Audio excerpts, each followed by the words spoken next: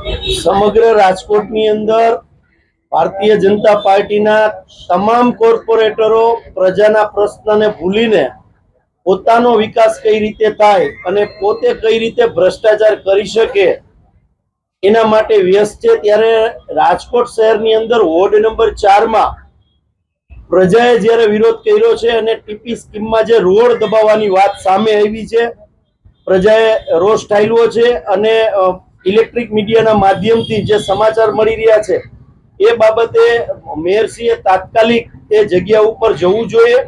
જો રાજકોટના પ્રથમ નાગરિકી પોતે હોય અને છે, ભારતીય જનતા પાર્ટીએ એમને મેયર તરીકેની જવાબદારી આપી છે, લોકોએ ભારતીય જનતા પાર્ટીને સારી એવી બહુમતીથી રાજકોટ મહાનગરપાલિકામાં બેસાડ્યા છે।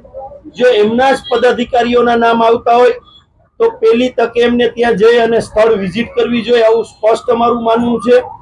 અને તાત્કાલિક અસરથી જે લોકોની વેદના છે એને વાચા આપી અને ડિમોલેશન કરવું જોઈએ।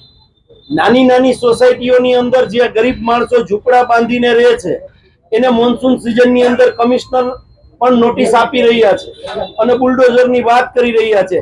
ત્યારે જે લોકો ભ્રષ્ટાચાર કરી અને સરકારી જમીનોને પચાવી અને એની અંદર મકાનો અને ઓફિસો બનાવીને વેચી નાખી હોય તો તાત્કાલિકપણે આ ભારતીય જનતા પાર્ટીના લોકોને સસ્પેન્ડ કરવા જોઈએ, જે લોકો આમાં સંડોવાયેલા છે, કોર્પોરેટરો હોય, અને મેયરે તાત્કાલિક રીતે એ રિપોર્ટ કરી અને ડિમોલેશન કરવું જોઈએ।